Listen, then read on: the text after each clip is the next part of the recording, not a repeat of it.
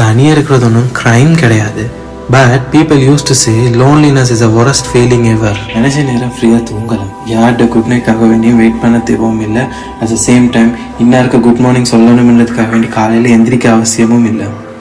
Specially day to day டாஸ்கில் இந்த வேலையை இந்த டைமுக்குள்ளே முடிக்கணும்னு சொல்லிட்டு எந்த ஒரு டெட்லைனுமே இல்லை. பொதுவாக எனக்கு ட்ரெஸ் வாஷ் பண்ணுறதுக்கே ஒரு 1 வீக் டைம் தேவைப்படும்.